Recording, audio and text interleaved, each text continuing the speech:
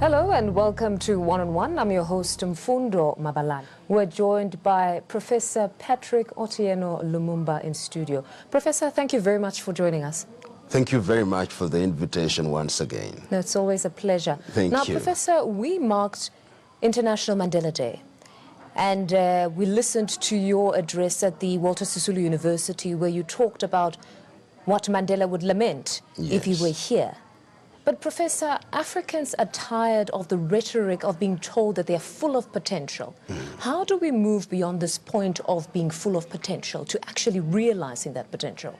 And that indeed was my theme, that Nelson Mandela would go beyond the lamentation and seek to exhort not only the African politician but the African peoples to tap into their inner reservoir of talent and convert it into tangible things. And what are those tangible things? That we must be in a position to eradicate poverty, that we must feed ourselves, that we must regain our self-esteem, so that when we participate in world affairs, it is not out of sympathy or tokenism. And there are critical ways in which this can be done, and indeed in some African countries is already being done. First, in the area of agriculture. What are we doing to ensure that our young men and women are involved intimately in order to ensure that we can feed ourselves? What is the political class doing in order to energize and to encourage the people? And I can mention a number of countries which I think have demonstrated that we can achieve what is desired. Rwanda, post-genocide, has demonstrated that indeed a country whose obituary had been written by doomsday prophets can actually lift herself by her bootstraps on her own terms and lift her people on a trajectory that can be celebrated and indeed appreciated. There is also a sense in which we see movement in countries such as Tanzania. We see movement in countries such as Ethiopia. Even in this country, there are certain things that are happening that are to be celebrated, and one can go on and on, even in countries that were the subject of criticism, such as Mozambique and Angola, even in Nigeria. Despite the problems, one sees that there is some kind of movement. What we are saying is that these early signs should not merely be a flash in the pan. They should be energized so that the entire continent is enveloped in an arena of progress at all levels. But it seems there's resistance, Professor, because if we talk poverty, inequality and unemployment, we would say in many respects Africa is the continent that represents the apex of these problems. But when you have an opportunity, you have perhaps the signing of the agreement of the African Continental Free Trade Area, there's reluctance from some. Nigeria didn't sign. Some say it's because South Africa was one that was seen that it would possibly benefit the most. So what happens in that respect when we don't see political will? I think the Nigerians have now said they'll sign it, which is a good thing. Remember that Nigeria is nominally the largest economy in Africa, followed by South Africa. And there is a sense in which I want to reiterate again that the continent of Africa should see herself as a continent that will only thrive if there is inter-African trade and greater integration that allows for the movement of goods and persons without tariff and non-tariff barriers. And you must also understand that there are also external influences that are consistently trying to torpedo every action that is meant to place Africa on the orbit of success. And it is incumbent upon the political leadership particularly to ensure that these external factors do not undermine our desire for unity. And that's why I've been very happy in the recent past when I've seen certain initiatives being undertaken by the African politician. In Kigali, in Rwanda, you saw the opening of the African skies. Yes. And I heard President Cyril Ramaphosa talking about the one African currency, the free trade area. And there are quite a number of areas that we are beginning to see Africans moving in some direction. But once again, at the risk of repeating myself, I say, we cannot rest on our laurels. And the African peoples, because ultimately democracy and development must be guaranteed by the people themselves, and therefore African peoples must also be at the very heart of demanding of their leaders that certain things must be done with jet-like speed, so that there is no time for cooling down the initiatives that have been undertaken. But this is easier said than done. Africa needs champions. At the political level, we need a critical mass of the presidents who are, in a manner of speaking, the arrow's head in this struggle. And those individuals will provide the leadership. Amongst the civil society, we need a civil society that does not depend on financing from Europe and America and therefore are paid to do their bidding. But we need individuals and organizations that are homegrown and are therefore going to influence African processes independent of the baggage that serves as a headwind in their struggle to energize this process. We also need the people to be liberated from ignorance so that they are able to participate from a platform of understanding.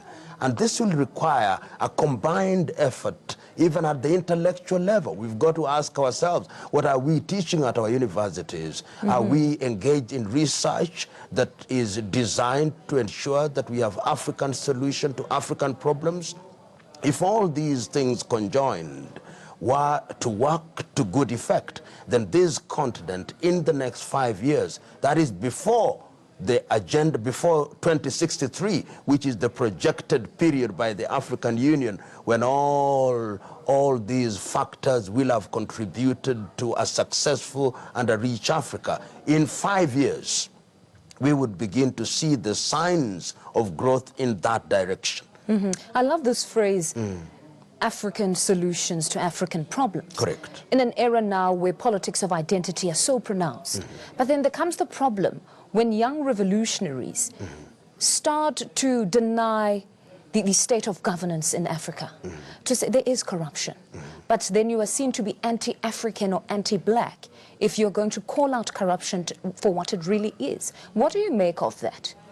You know, there is a sense in which those who are in the political space, particularly the African politicians, not all of them, but a good number of them, sometimes want to immunize themselves from scrutiny by saying, but we are your people and therefore you cannot tell us all these. But they must be reminded time and again that we did not send out the colonizer, we did not send out the oppressor so that you could oppress us. We sent them out so that we could govern ourselves and demonstrate to them that we have the ability, we have the resolve, we have the intellectual wherewithal to ensure that our resources are harnessed and utilized for our benefit. But Professor, that is the message that is lost in translation. Where not many African leaders or intellectuals are expressing this position to say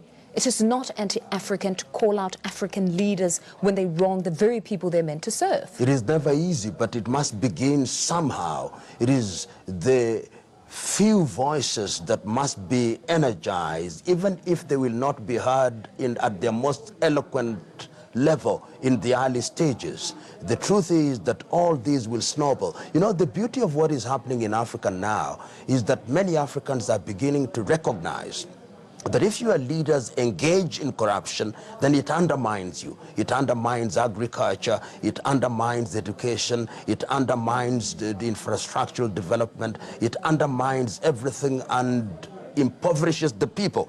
And because the people are beginning to appreciate that, one can begin to see a resentment. And this resentment, if properly canalized, will send a very clear and indeed unequivocal message to those who are engaged in fraud and theft, that if you do this, the people will deal with you. In fact, if you look at what happened in what is normally referred to as the Arab Spring, and what we saw in the Tahrir Square, and what we saw in Tunisia, and what we saw in quite a number of those Arab countries, the people were saying, we are not going to allow you to mess us up. Yes. People have asked the question, is there a possibility of what will be called the African Spring? There could very well be.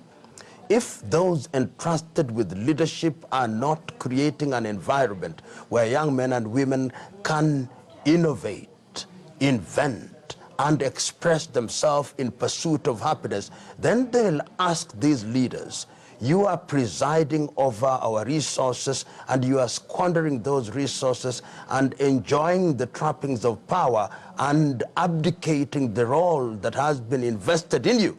And we are going to replace you and give opportunity to other men and women who can achieve it. And already, if you permit me, you can see in this continent of Africa that where we have had men and women in positions of power who had vision and had the zeal and the zest to move in the right direction, those countries started to move in the right direction. Permit me to give examples.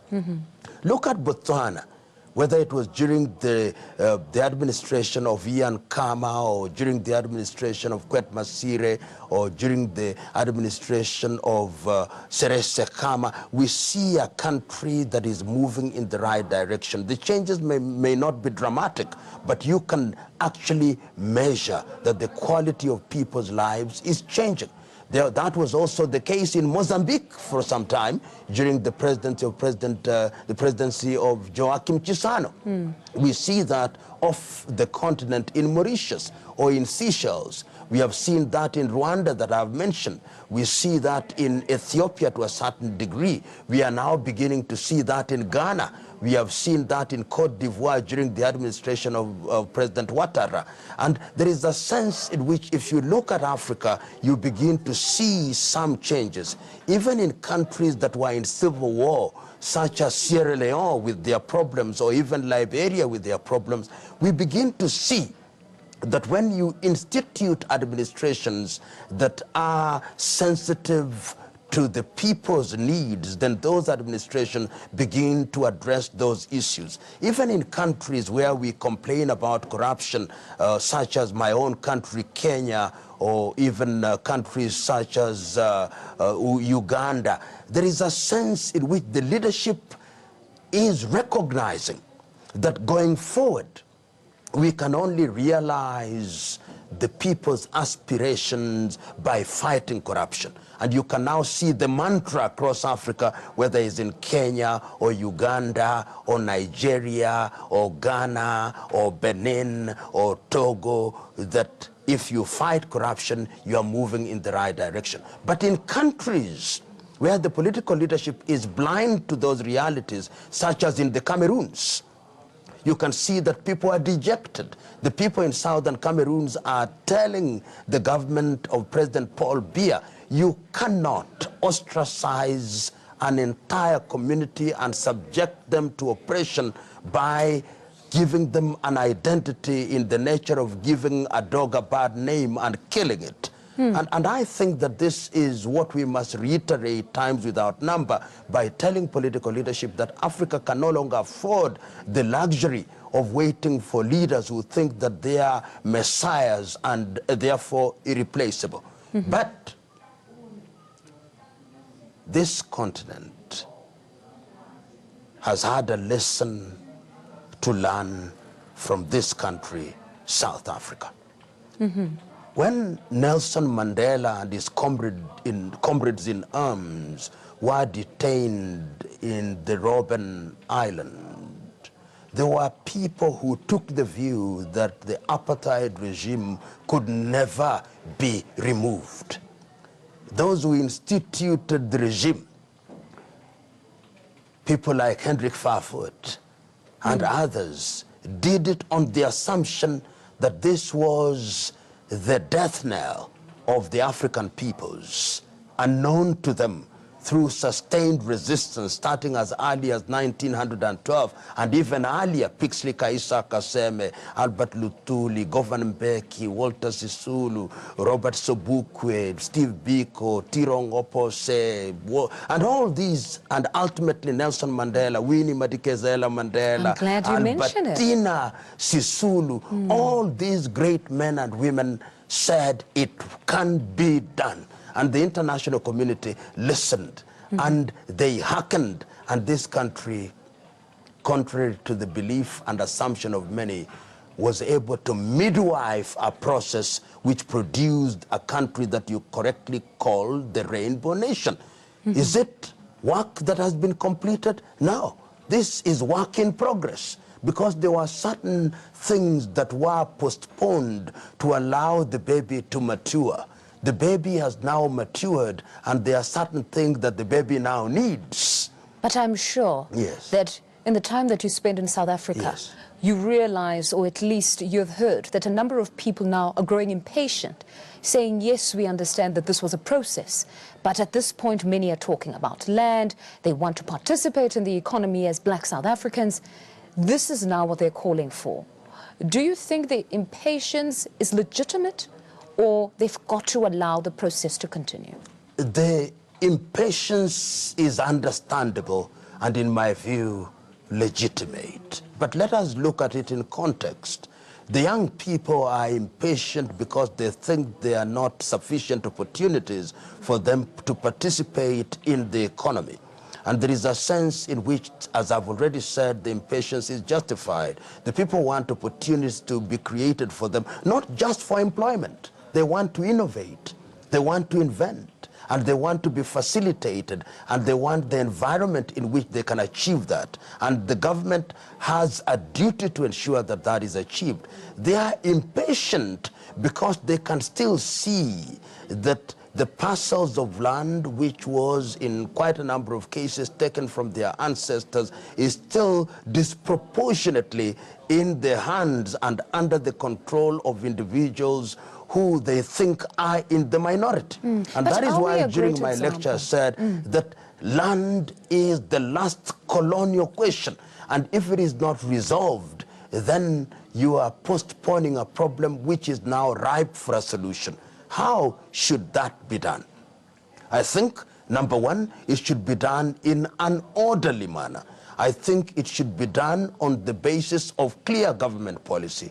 I think it should be done in a manner that allows for restoration, in a manner that ensures that there is justice, that the people who are the majority have land, and that that land is utilized. It's not simply land as a trophy or as a token. The people want to work the land, and they want to be enabled to work that land. And I think that that is something that demands urgent attention in this country, as indeed it does in Namibia, as indeed it does in Zimbabwe, as indeed it does in Angola, as indeed it does in Mozambique.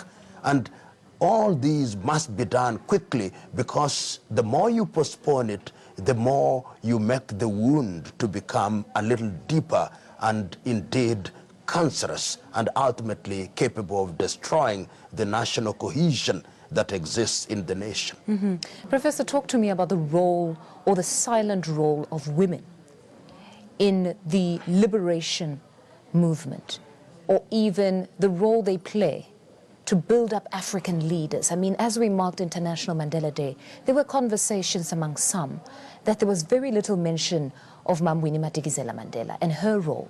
You have Graça Machel. She was the Minister of Education in Mozambique, a very successful one. But in many circles, she is known as a wife to two presidents, as opposed to what she has done as a woman herself. Talk to us about that silent role that women play in this society. Any society that does not pay regard to her women is a society adrift, a giant headed to the rocks. women constitute more than 50% of our societies. Amongst the Igbo people of Nigeria, they name their children Nneka, which means mother is supreme. Amongst many societies, mother is almost seen as coming immediately after God. When we talk about our countries, we call them our motherland. When we talk about our languages, we talk about our mother tongue.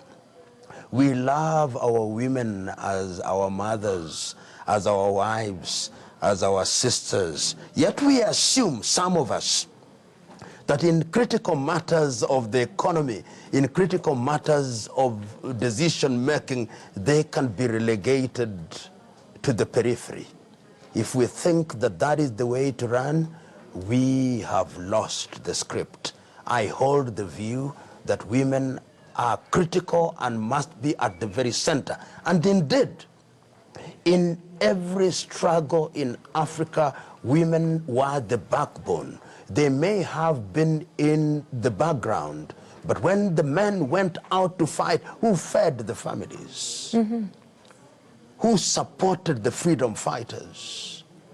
When Walter Sisulu, when Nelson Mandela was in Robben Island, who kept their names alive? As I grew, I heard the name Winnie Madikizela Mandela being imprisoned, being denied the basics of life. She was young then, but she kept that name Mandela alive.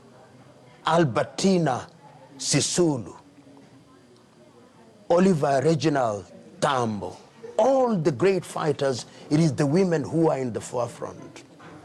And going forward, I would want these women, those who have long departed and those who are alive, to be given their pride of place. Yes, as you celebrate the man, as we celebrate the woman. In fact, you cannot, from where I sit, see Nelson Mandela in spite of Winnie Mandela.